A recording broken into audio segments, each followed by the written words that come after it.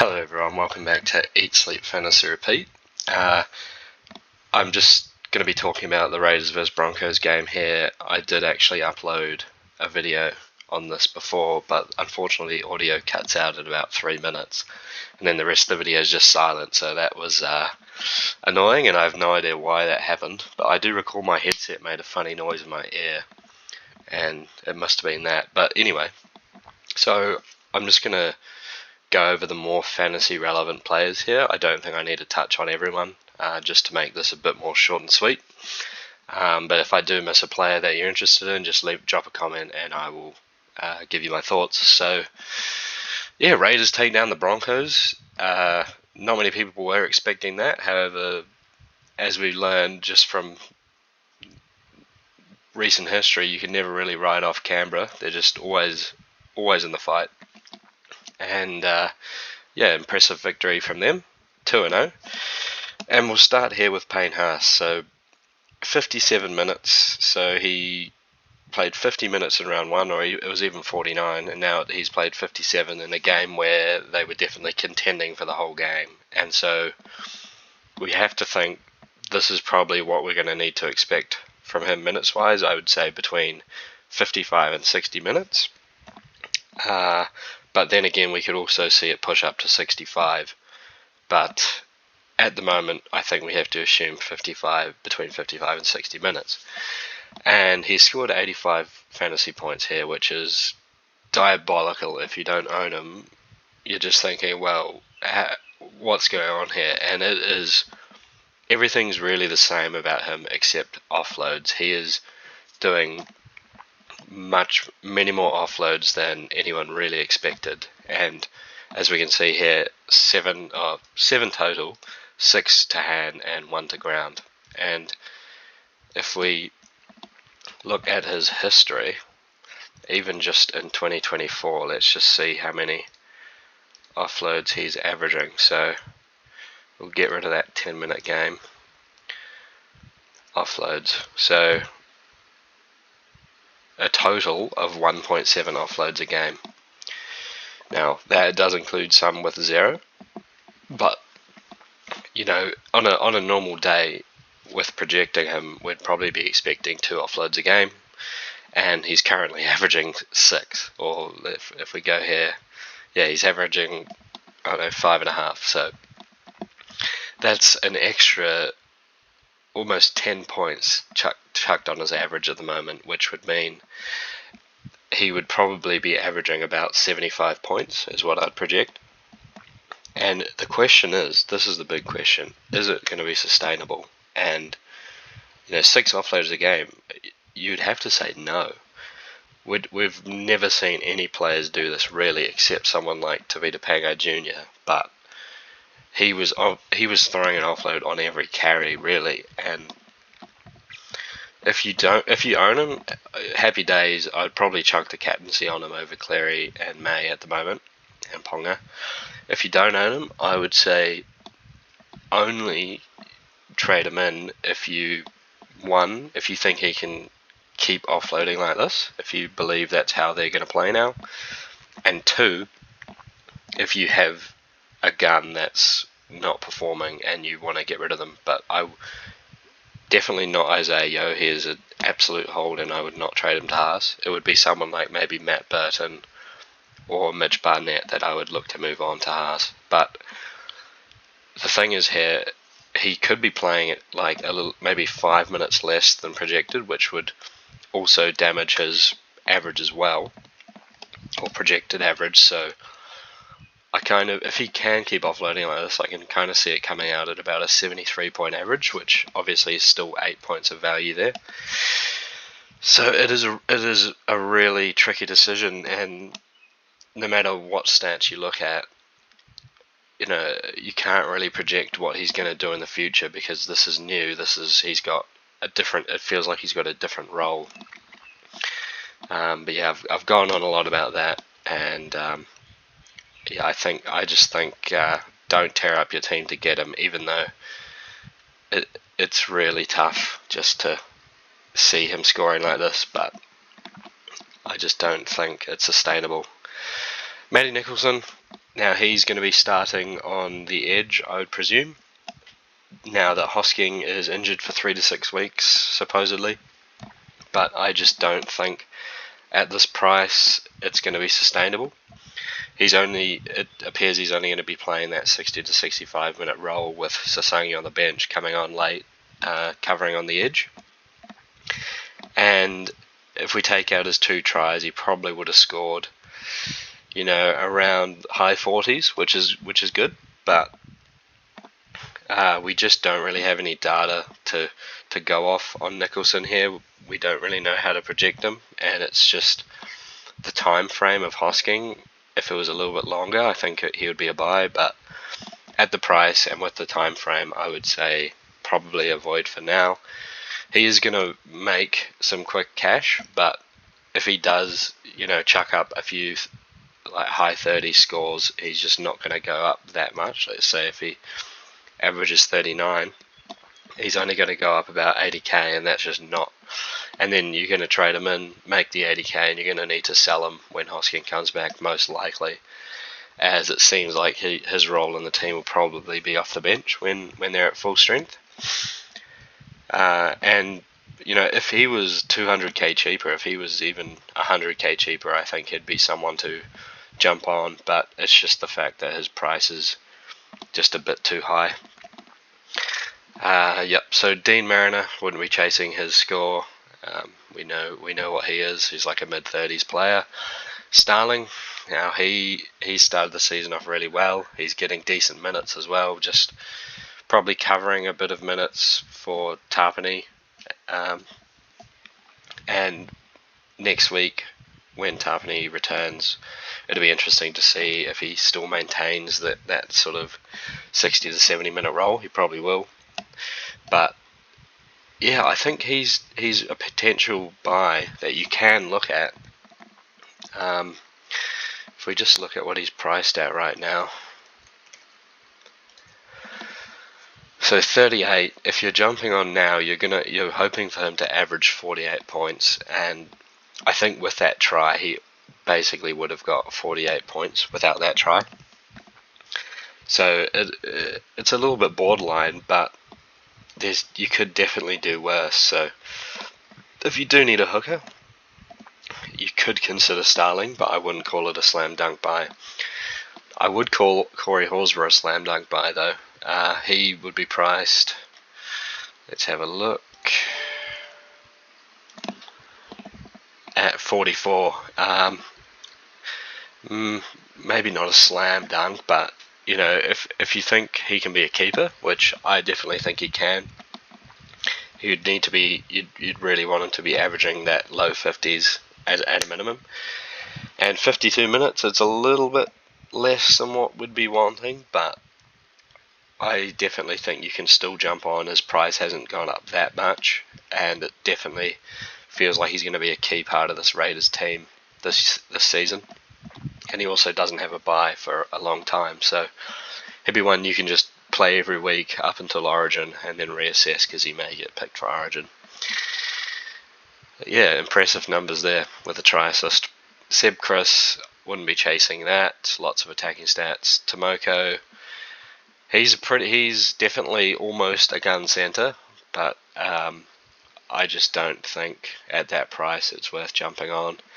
Fogarty, yeah, he's just the very stock standard, get your 55 a week kind of guy. Would have been nice to own him if we didn't have so many halves, but I don't think you'd be wanting to jump on him right now. There's other guys that are putting up better numbers for a cheaper price, kind of thing that you may want to be looking at, like Dylan Lucas or Fletcher Sharp or something like that. Jesse Arthur's scored a hat trick and scored 55 points. That's 2 weeks in a row now where he's gone big. But look, if you own him, that's completely well done to you. But if you don't own him, just ignore him. Don't even acknowledge it, because he's going to be chucking up mid-20 scores before you know it, and the owners will need to be jumping off him. Zach Hosking played 71 minutes at lock. As a non-owner, I was just I couldn't believe it. He just finds a way to get fantasy points every week, and it's tough to watch. But he is now going to be missing 3 to 6 weeks, and if you own him, he is a sell. And later on in the week, once team lists come out, I will go with some options, my best options that I think you can bring in for Hosking or whoever else you're trading out. Reynolds, solid score, couple of attacking stats there and a try saver. Pretty standard for him. I just don't think it's worth jumping on with his sort of old age and injury history. The scores look good now, but it just takes one little tweak of his hammy or whatever, and he'll be scoring you 20 points in 40 minutes and then be questionable to play the next week, and it's just a headache that I wouldn't recommend. Hudson Young, expensive player, getting a good score, that's normal. Papali'i, a few extra minutes and a try this week. Tafani's back next week, wouldn't be looking there.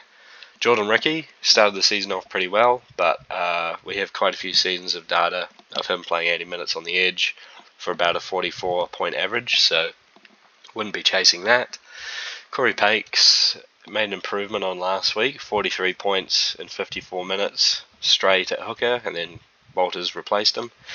Just 44 tackles all in base, and a 6 again given away. So if you do own him, just hold strong. You can almost consider starting him in your 17 possibly this week, but I wouldn't be looking to jump on as he's got a relatively low ceiling, and I don't think he's going to make enough money to be worth jumping on now.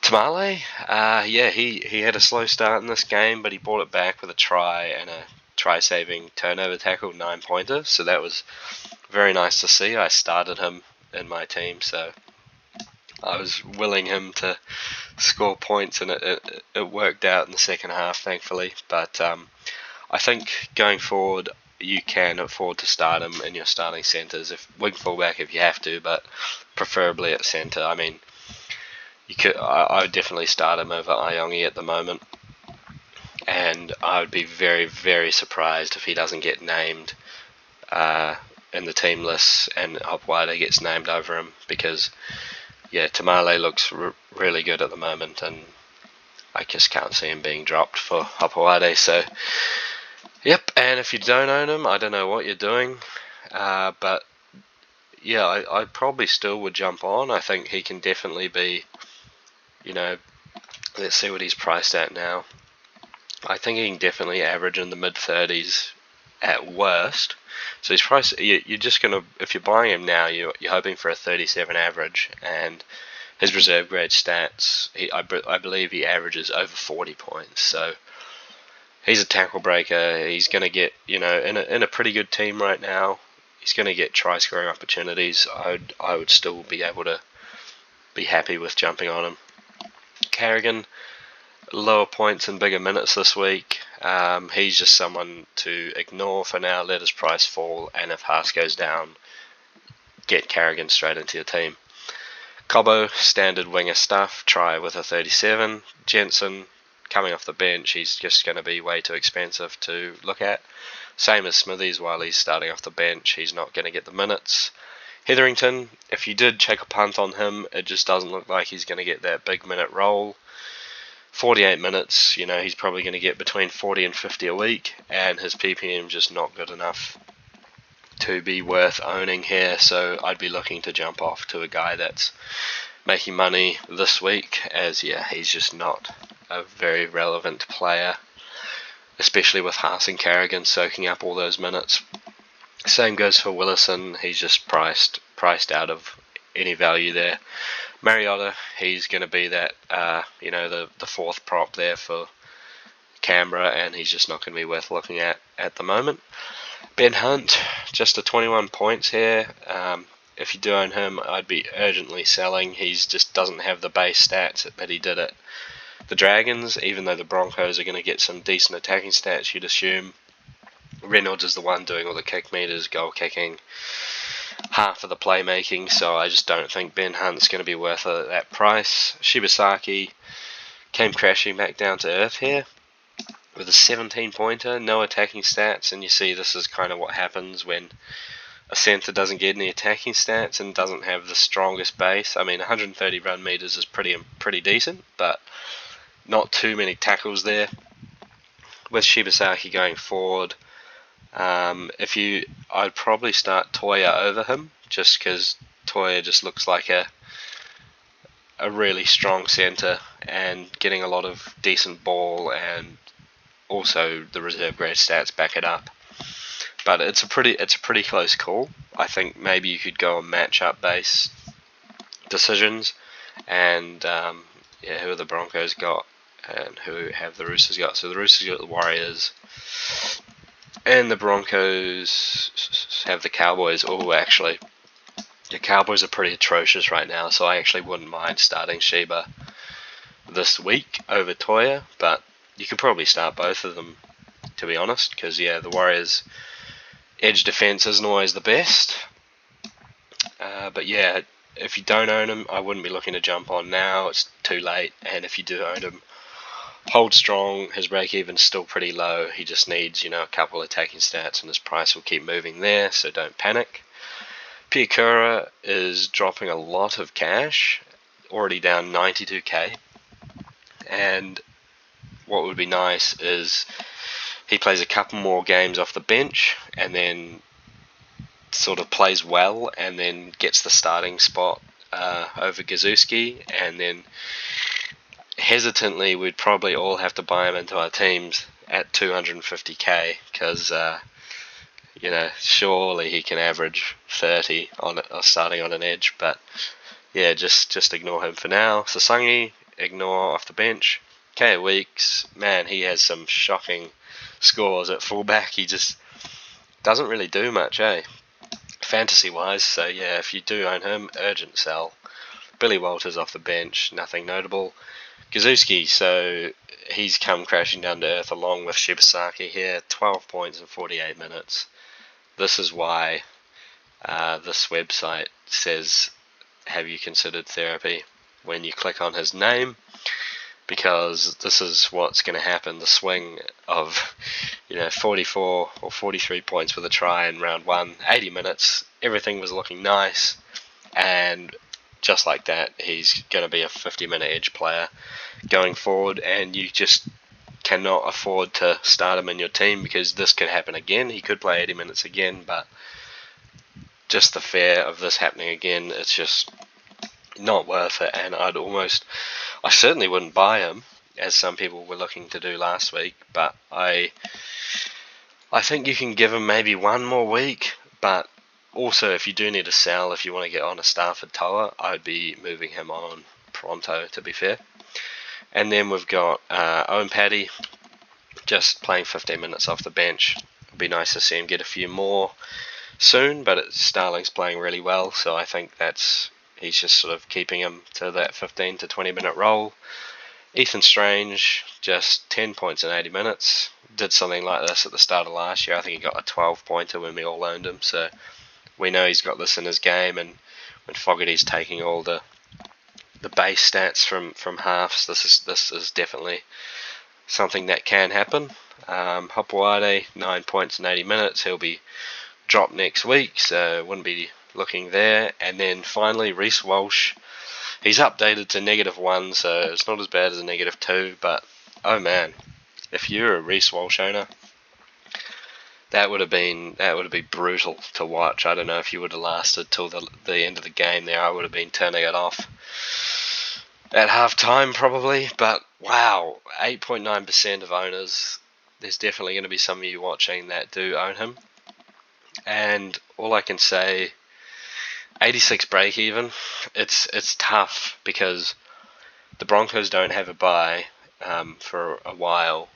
I know, at least till round 12, I think, and if Walsh is going to be playing still, like Walsh is going to play up until Origin time basically, so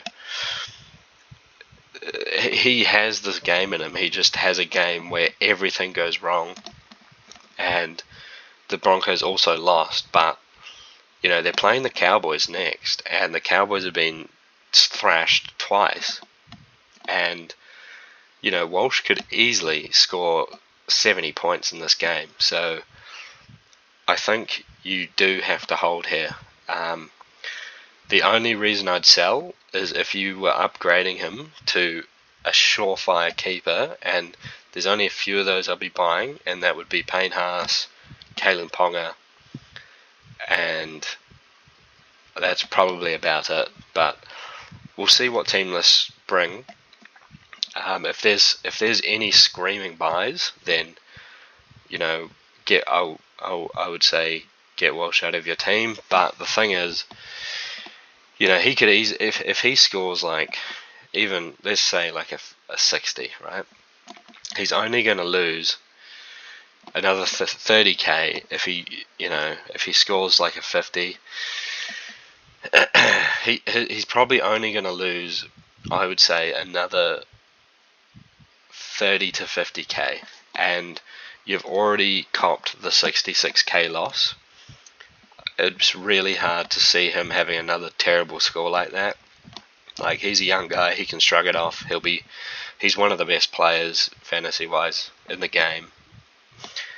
In terms of attacking stats, I think you just have to hold strong, because the thing is, if he has another if he has another low game, then people are going to start to look to buy him, and it's like you're selling him. So it's one that I think you just hold on to, and you just got to believe that he is going to, over the next 10 rounds, he's going to play all those rounds. He should average around that 50-point mark, and his price will eventually get back to how it should be. And then the loss that you had is just, it's erased, and, just because you held him long term. So that would probably be my advice. I'd say hold on strong. So, yeah. Happy TLT.